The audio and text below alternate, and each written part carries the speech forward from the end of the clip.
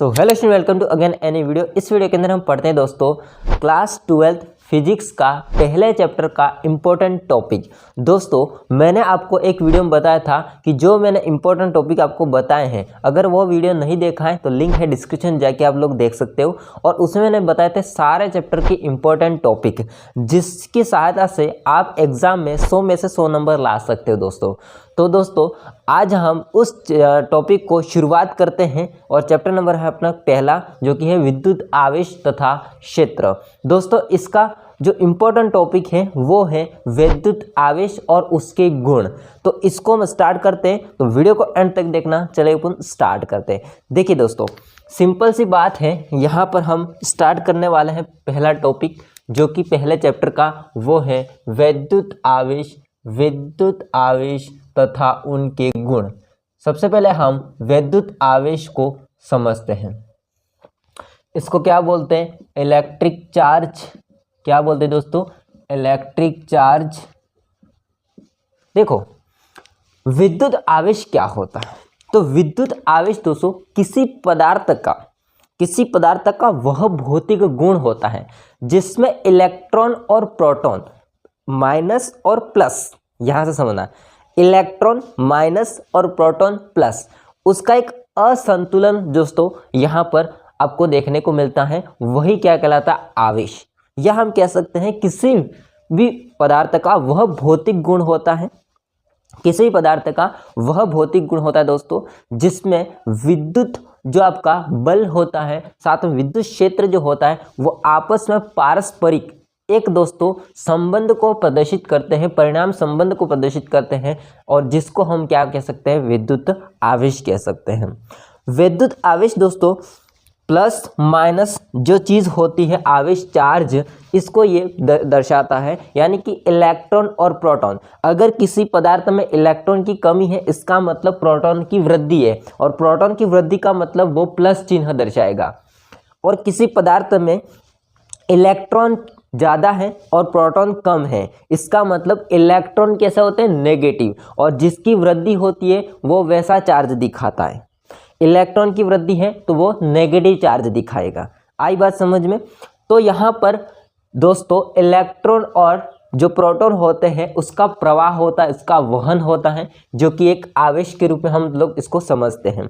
तो मैं इसकी डेफिनेशन को लिखता हूँ। दोस्तों मैंने यहाँ पर डेफिनेशन लिखी है। दोस्तों डेफिनेशन लिखने का रीज़न ये होता है कि आप लोग प्रॉपर नोट्स को बनाते चलो, और आपको अलग से आपको लिखना नहीं पड़ेगा लैंग्वेज। ठीक है, तो मैं लैंग्वेज लिखवा देता हूँ, फिर समझाता भी हूँ, फिर वापस मैं समझाता हूँ, लैंग्वेज लिखवाता वैसे। तो आपको यहाँ पर प्रॉपर सारी पढ़ाई मिलेगी। तो आप नोट करना चाहते हो तो इसको कर सकते हो। बाकी यहाँ पर मैंने डेफिनेशन ये लिखी है दोस्तों कि विद्युत आवेश किसी वस्तु में इलेक्ट्रॉन व प्रोटॉन की मात्रा का एक असंतुलन है, या इसको ऐसे भी कह सकते हैं। यहाँ पर ये दोनों डेफिनेशन हो सकती है दोस्तों, और लगा देता हूँ मैं कि किसी वस्तु में उपस्थित वह भौतिक गुण होता है जो विद्युत बलों और विद्युत क्षेत्रों के साथ उसकी पारस्परिक क्रियाओं को परिभाषित करता है। अब हम समझते हैं कि विद्युत आवेश होते हैं दोस्तों वो कितने प्रकार होते हैं। तो विद्युत आवेश होते हैं वो प्रकृति में दोस्तों 2 प्रकार के होते हैं। कितने प्रकार के होते हैं? 2 प्रकार के होते हैं। तो मैं इसको लिखूंगा, उसके 2 प्रकार होते हैं, 2 प्रकार के होते हैं। ठीक है, पहला होता है दोस्तों धनात्मक आवेश। पहला होता है धनात्मक आवेश, पॉजिटिव चार्ज। देखिए धनात्मक जो आवेश होता है, अगर मैं इसको समझाने की कोशिश करूं तो यहाँ पर दोस्तों धनात्मक आवेश कैसे निकलता है? तो दोस्तों प्रोटॉन की जो संख्या होती है दोस्तों, वो प्रोटॉन की संख्या इलेक्ट्रॉन की संख्या से ज़्यादा है। इलेक्ट्रॉन की संख्या जो होती है दोस्तों इससे ये ज़्यादा है, तो वो कौन सा चार्ज हो जाएगा? आपका धन आवेश हो जाएगा, धनात्मक आवेश हो जाएगा, पॉजिटिव चार्ज हो जाएगा। देखो प्रोटॉन होता है प्लस, इलेक्ट्रॉन होता है माइनस, आपको पता है ये चीज़। तो प्रोटॉन ज़्यादा का मतलब हो जाएगा धनात्मक आवेश, पॉजिटिव चार्ज हो जाएगा। अगर मैं दोस्तों बात करूँ सेकेंड प्रकार की, तो वैसे आप इसका अंदाज़ा लगा चुके होंगे। सेकेंड प्रकार का नाम क्या होगा? ऋणात्मक आवेश, नेगेटिव चार्ज। ऋणात्मक आवेश, नेगेटिव चार्ज। अगर इंग्लिश भी लिखना चाहते हो तो मैं बोल रहा हूँ, लिख लीजिए आप लोग। देखिए यहाँ पर मैं बात करूँ दोस्तों, तो ऋणात्मक आवेश क्या हो सकता है। तो ऋणात्मक आवेश कहने का मतलब इलेक्ट्रॉन की संख्या जो होती है, इलेक्ट्रॉन की जो संख्या जो होती है दोस्तों, वो ज़्यादा होती है प्रोटॉन की संख्या से, प्रोटॉन की संख्या से। तो इलेक्ट्रॉन की संख्या ज़्यादा होती है प्रोटॉन की संख्या से, यानी कि जो ज़्यादा है वो चार्ज दिखाएगा। तो यहाँ पर ज़्यादा कौन है, इलेक्ट्रॉन। इलेक्ट्रॉन कैसा होता है, नेगेटिव, तो वो दोस्तों आपका कौन सा चार्ज हो जाएगा, नेगेटिव चार्ज हो जाएगा। अब ये तो हो गई बेसिक सी बात। अब हम स्टार्ट करते दोस्तों मोस्ट इंपॉर्टेंट बात, वो है दोस्तों इसके सूत्र और इसके मात्रक, विमा, उसके बारे में। देखिए अगर मैं दोस्तों बात करूँ इसके बारे में आगे विद्युत आवेश के, तो विद्युत आवेश को हम दर्शाने के लिए या विद्युत आवेश को जो प्रदर्शित करने वाला जो चिन्ह है दोस्तों, वो है दोस्तों क्यू। तो इसे हम लोग किससे प्रदर्शित करते हैं, तो इसे हम लोग दोस्तों क्यू से प्रदर्शित करते हैं। अब यहाँ पर देखो मैं बड़ा क्यू ले रहा हूँ, तो कभी कभी क्या होता है छोटा क्यू भी होता है, तो आप लोग इसको लिखो या फिर मैं कर देता हूँ इसको क्यू ऐसा, ठीक है, छोटा वाला क्यू। तो इसे हम लोग क्यू से प्रदर्शित करते हैं। क्यू से क्या करते हैं दोस्तों, प्रदर्शित करते हैं। तो हम इसको क्यू से दर्शाते हैं या प्रदर्शित करते हैं। ओके दोस्तों, इसको प्रदर्शित करने वाला जो एक सूत्र होता है, इसको प्रदर्शित करने वाला एक सूत्र होता है, जो कि होता है दोस्तों Q बराबर एन ई। क्या होता है सूत्र, Q बराबर दोस्तों एन ई। इसका कहने का मतलब ये होता है दोस्तों कि जो किसी भी पदार्थ का जो कुल आवेश होता है, जो नेट आवेश होता है, नेट आवेश हो जाएगा Q, कैपिटल Q। नेट आवेश जो होता है वो उसके जो भी आधारभूत आवेश होगा, जो कि E होगा, E उसके पूर्ण गुणज होता है। क्या कहना चाहता है ये, वापस समझो। जो नेट आवेश होता है, कुल आवेश होता है, मैं इसको लिखवा दूंगा बाहर, उसके जो गुण पढ़ेंगे हम लोग उसमें ये चीज़ लिखवा दूंगा, ठीक है, टेंशन नहीं लेने की है। तो जो नेट आवेश होता है, कुल आवेश होता है, वो उसके आधारभूत आवेश जो होता है E, यानी कि एक इलेक्ट्रॉन का आवेश होता है, ये E होगा वो, उसके दोस्तों पूर्ण गुणज होता है, जिसमें N हो जाएगा पूर्णांक और Q हो जाएगा विद्युत आवेश और E हो जाएगा एक इलेक्ट्रॉन का आवेश। मैं इसको लिखता हूं, देखिए जहां पे हम लोग देखेंगे दोस्तों, तो जहां Q हो जाएगा विद्युत आवेश या विद्युत आवेश एक ही चीज है, ठीक है, विद्युत आवेश जो कि होता है कूलम में, मैंने इसको मात्रक भी बता दिया साथ में। एन ई हो जाएगा दोस्तों एक इलेक्ट्रॉन का आवेश, एक इलेक्ट्रॉन का आवेश। देखो ये हो गया। एन हो जाएगा दोस्तों पूर्णांक, लेकिन हम इसको अभी के लिए लिखते हैं दोस्तों इलेक्ट्रॉनों का आवेश, इलेक्ट्रॉनों की संख्या, इलेक्ट्रॉन की संख्या, आवेश नहीं है, इलेक्ट्रॉनों की संख्या, या इसको हम कह सकते हैं दोस्तों पूर्णांक।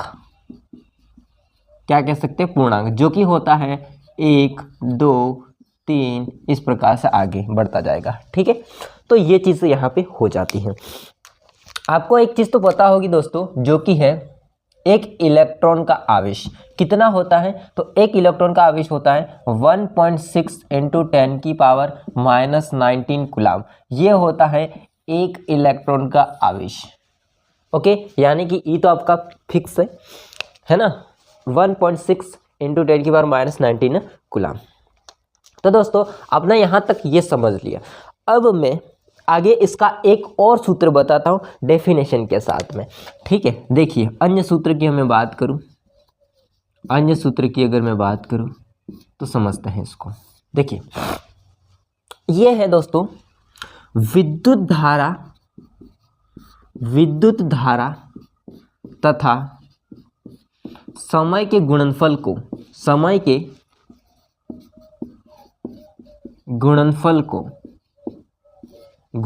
को विद्युत आवेश कहते हैं,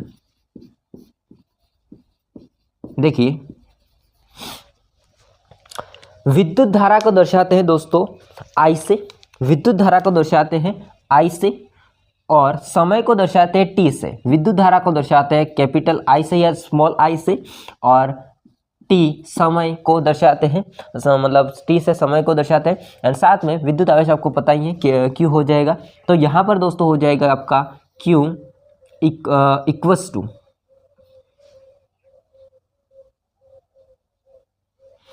I इंटू टी। क्या हो जाएगा दोस्तों? I into T. सिंपल सी बात है। विद्युत धारा और समय का गुणनफल क्या कहलाता है? विद्युत आवेश कहलाता है। ये भी एक सूत्र दोस्तों बहुत ही इम्पोर्टेंट है, ये भी एक सूत्र दोस्तों बहुत ही इम्पोर्टेंट है, और ये भी दोस्तों आपका बहुत ही इम्पोर्टेंट है। ठीक है, अब देखो हम इसका मात्रक निकालते हैं विद्युत आवेश का। अगर मैं दोस्तों मात्रक की ओर चलूं तो हम इस सूत्र से भी मात्रक निकाल सकते हैं, जो कि आगे इसको समझिए। यहाँ पर दोस्तों बराबर करेंगे आवेश, विद्युत आवेश का मात्रक निकालना है तो I होता है विद्युत धारा, और विद्युत धारा का जो मात्रक होता है दोस्तों वो होता है एम्पियर। वो क्या होता है दोस्तों?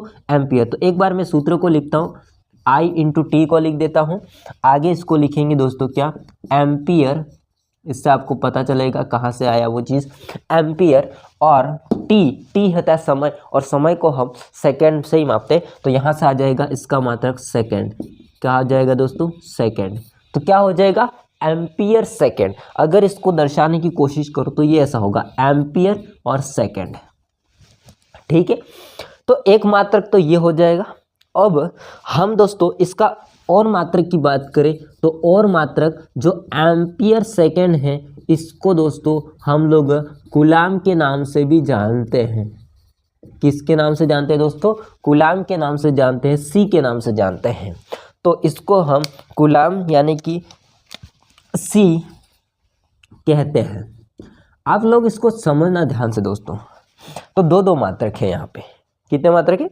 दो मात्रक है, दो मात्रक है। यहाँ पर मैंने पहले से ही बता दिया था आपको कूलाम। तो यहाँ से आपको ये समझ में आया दोस्तों विद्युत आवेश क्या चीज़ होती है, वो सारा डिटेल से। अब इसका एक चीज़ और रहेगी जो कि होती है विमा। इस विमा को मैं यहाँ पर बता देता हूँ। ठीक है, यहाँ पर दोस्तों मैं ऐसा कर रहा हूँ, मतलब समझ लेना आप, उसको वहाँ लिखना है। यहाँ पे मैं विमा की बात करूँ तो यहाँ से दो चीज़ है, एक तो है आपका I और दूसरा है T। तो I का मतलब क्या है? एम्पियर, और T का मतलब क्या है? सेकेंड। और विमा जो होती है वो दोस्तों M L और T से ही निकलती है, आपको पता है, MLT। M का मतलब द्रव्यमान के लिए हो जाएगा, T का मतलब लंबाई के लिए, मतलब लेंथ के लिए हो जाएगा, और T मतलब समय के लिए हो जाएगा। और यहाँ पर एक चीज़ है एम्पियर, तो एम्पियर एक्स्ट्रा है, मतलब अलग से, तो उसको हम विमा में लिख देंगे। देखो M जो होती है वो यहाँ पे आपको कोई नजर आ रही है? द्रव्यमान है? नहीं है। इसका मतलब इसको आप लोग 0 लिख देना। ठीक है, L लंबाई, सेंटीमीटर मीटर में ऐसा कुछ है नहीं है, तो इसको भी 0 लिख देना है। T क्या है अपने पास में? समय, और समय आपके पास में है? बिल्कुल है। कहाँ पे समय? ये रहा, सेकेंड।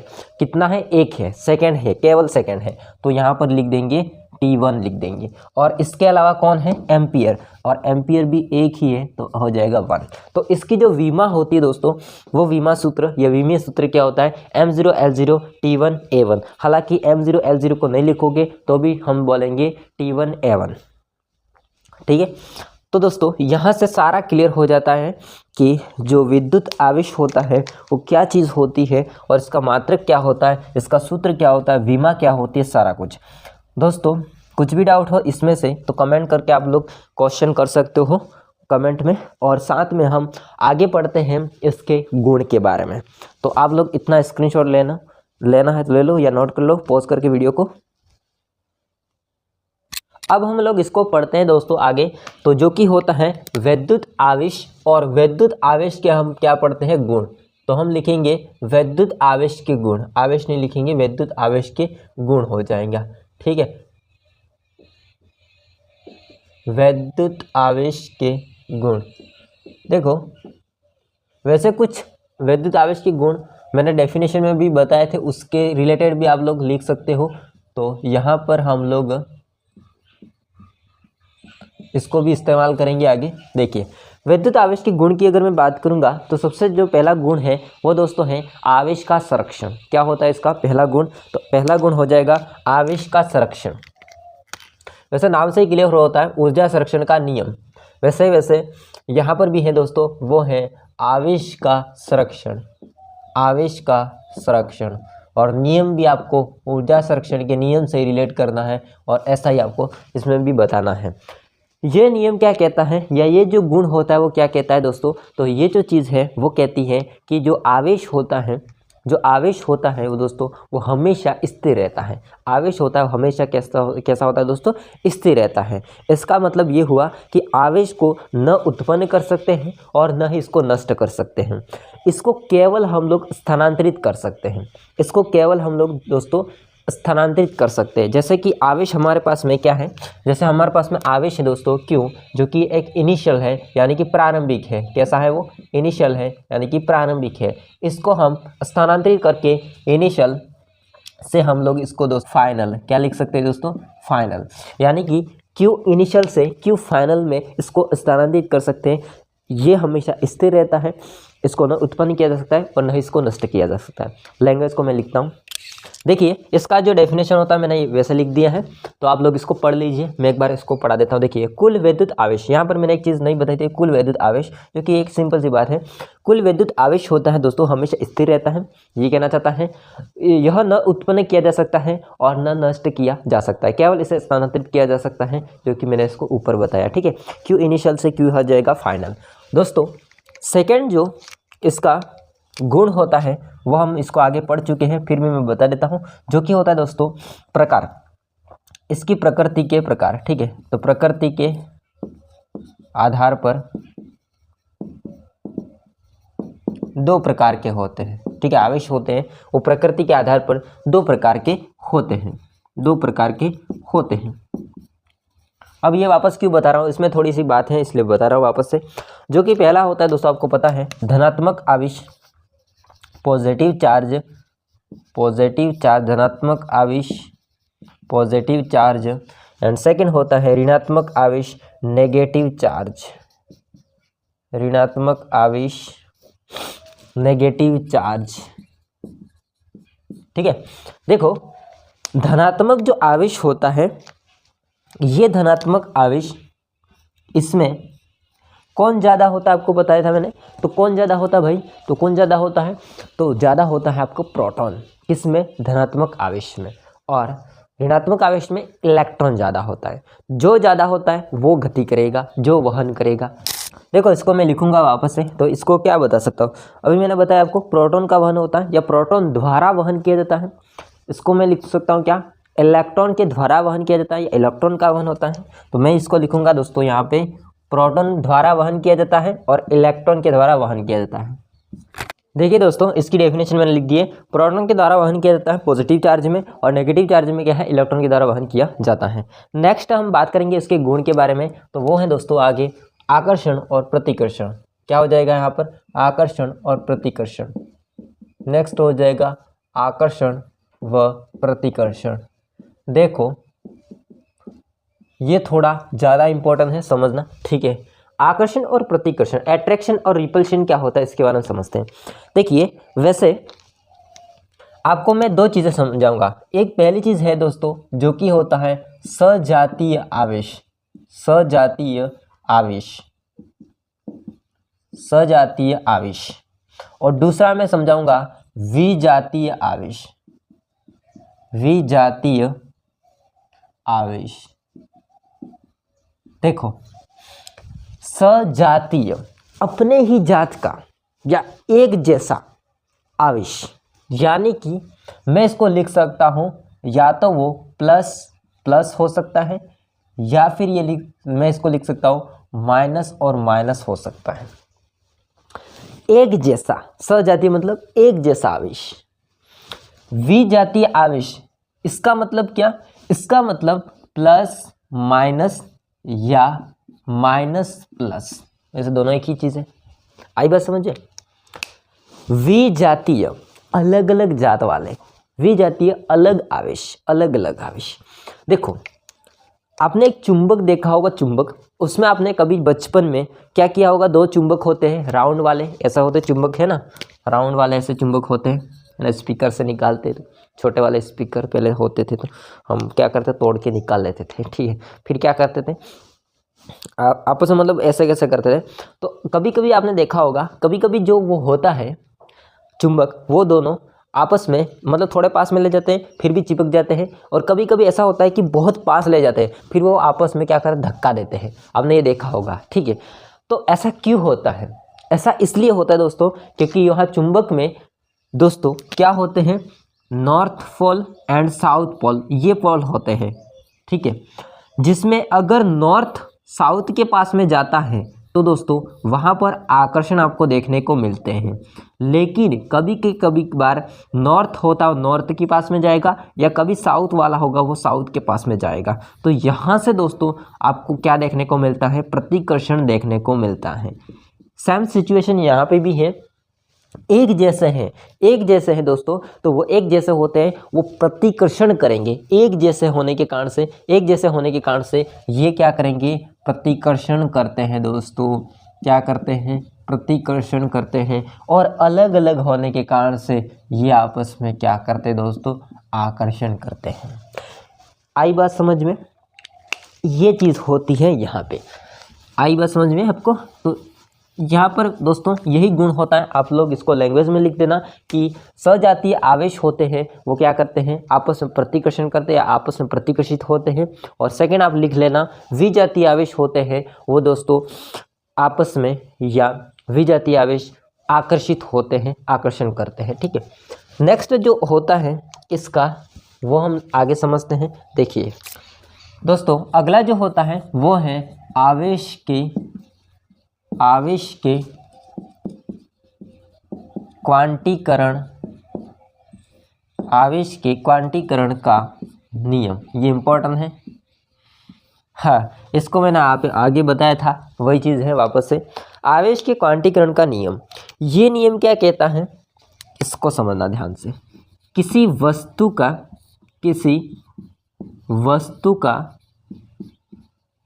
कुल नेट आवेश, कुल मतलब नेट, अलग से इसको नहीं लिखा, कुल आवेश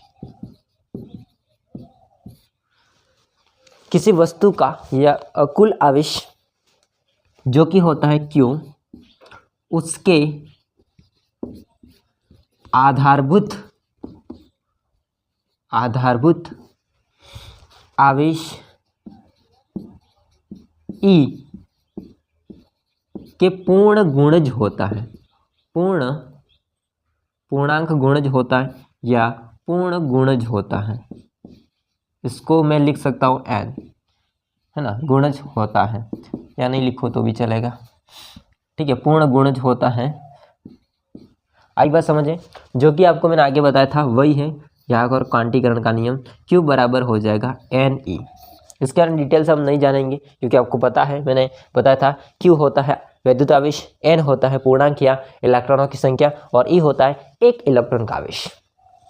देखिए ये होता है दोस्तों आवेश का क्वांटीकरण का नियम, यही कहता है आपका, मैंने आपको बताया था कि इसके बारे में आगे में लैंग्वेज लिखा दूंगा तो यही हो जाएगा। अगला हो जाएगा दोस्तों जो कि हम आगे इसको बात करेंगे, पांचवा हो जाएगा दोस्तों आवेश का संचरण। क्या हो जाएगा? आवेश का संचरण। ये जो होता है आवेश का संचरण, ये आपको समझना है तो इसके लिए सिंपल सी बात याद रखना कि जहाँ इलेक्ट्रॉन स्थानांतरित होता है उसी के माध्यम से ही आवेश का स्थानांतरण होता है। ये कहता है दोस्तों आवेश संचरण होता है, वो कहता है कि एक वस्तु से दूसरी वस्तु में हमको आवेश को ले जाना है, तो वहाँ इलेक्ट्रॉन के संचरण के माध्यम से ही संचरित किया जा सकता है। इलेक्ट्रॉन के माध्यम से ही एक वस्तु से दूसरी वस्तु में आवेश ले जाते हैं, ठीक है। तो आप लोग समझ चुके होंगे कि आवेश का जो संचरण होता है वो एक वस्तु से दूसरी वस्तु में हम दोस्तों क्या कर सकते हैं, इलेक्ट्रॉन के संचरण के माध्यम से ही इसको संचरित कर सकते हैं। इसको मैं लिखता हूँ दोस्तों, इसकी लैंग्वेज यहाँ पर मैंने लिखी है कि विद्युत आवेश किसी एक वस्तु से दूसरी वस्तु तक केवल इलेक्ट्रॉनों के स्थानांतरण के माध्यम से स्थानांतरित किया जाता है या होता है। दोस्तों ये तो हो गए यहाँ पर बेसिक चीज़।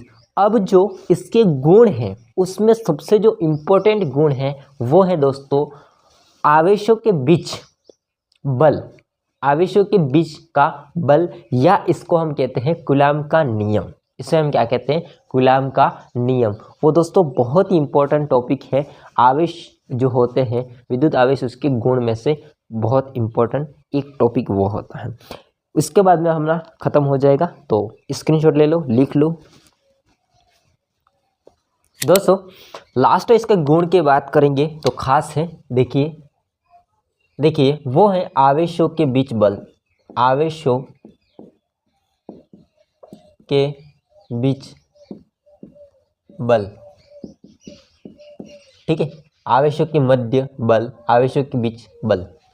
देखो इसको हम एक इम्पोर्टेंट टॉपिक के नाम से इसलिए जानते हैं दोस्तों क्योंकि यहाँ पर इसको ऐसे भी कह सकते हैं जो कि है वो कूलाम का नियम। क्या हो जाएगा? कूलाम का नियम, ठीक है, कूलाम का नियम। देखिए कूलाम के नियम में जो बात है वो मैं करूँ दोस्तों, तो एक वैज्ञानिक होता है जो कि सन 1785 में क्या करता है, उसका नाम क्या है? तो उसका नाम हो जाएगा दोस्तों चार्ल्स